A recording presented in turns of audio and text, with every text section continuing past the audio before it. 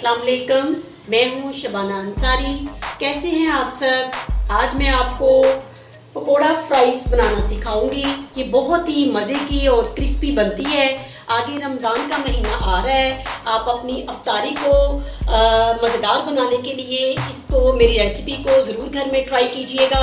इसको बनाने के लिए हमें जिन चीज़ों की ज़रूरत पड़ेगी उनमें सबसे पहले हमें आलू जो है वो चाहिए होंगे, ये मैंने काट के रखे हैं।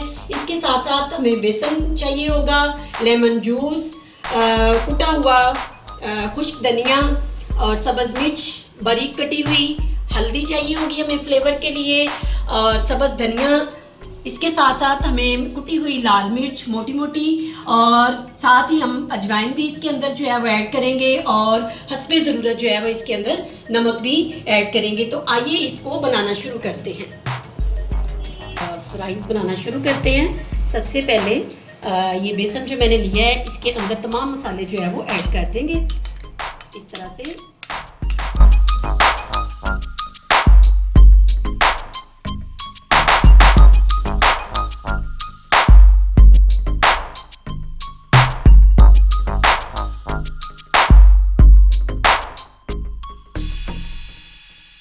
आलू काट के रखे हुए थे, इस तरह एक बड़े बर्तन में हम इनको डाल देंगे ताकि हमारे आसानी से जो है वो हम इनको मिक्स कर सकें। अब ये बेसन जो है वो इसके अंदर हमने इस तरह से ऐड कर देना है।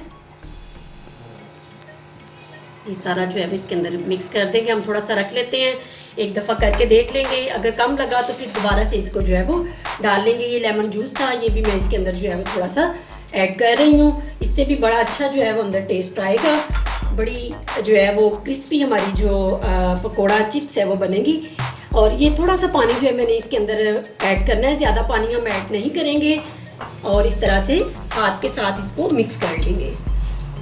अगर दरमियान में पानी की ज़रूरत पड़ी तो हम थोड़ा सा पानी और डाल लेंगे। इसमें ज़्यादा पानी हम नहीं डालेंगे क्योंकि ये अगर बहुत पतले आपके हो गए तो फिर हमारे ये जो पकोड़ा चिप्स है ये क्रिस्पी नहीं बनेंगी।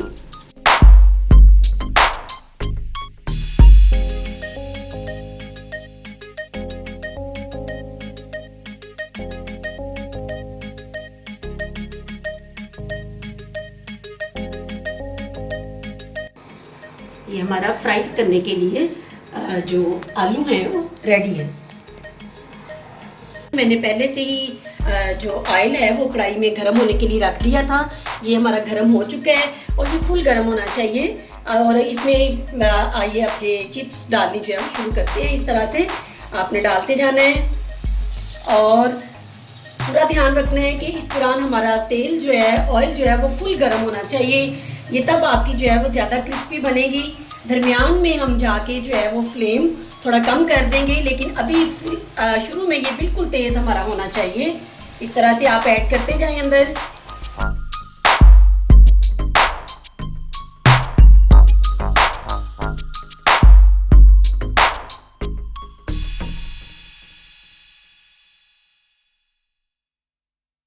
चेक करते हैं, ये देखें ये हमारे एक साइड से जो है वो पक चुके हैं। अब हम इनकी साइड जो है वो थोड़ी सी इस तरह चेंज कर देंगे और ये बहुत क्रिस्पी जो है वो देखें बन रहे हैं और इनकी बड़ी प्यारी जो है वो लुक आ रही है। कढ़ाई के अंदर भी ऊपर अंदर हमने जो ग्रीन मिर्च जो है वो ऐड की थी उसकी भी बहुत प्यारी लुक आ रही है। अब ये गोल्डन ब्राउन जो है हमारी चिप्स जो है हो चुकी है, पकोड़ा चिप्स तैयार हो चुकी है। अब हम इसको जो है वो निकालते हैं। बहुत ही ये क्रिस्पी जो है वो देखने में देखिए आपको लग रही है, बहुत क्रिस्पी बनी है। आप भी इसको रमज़ान में अपने घर वालों के लिए, अपने प्यारों के लिए ज़रूर बनाएं और इसका जो है लुत्फ़ उठाएं रमज़ान में। ये देखिए बहुत क्रिस्पी जो है वो हमारी ये तैयार हुई है। इस तरह से हम इसको निकाल लेते हैं।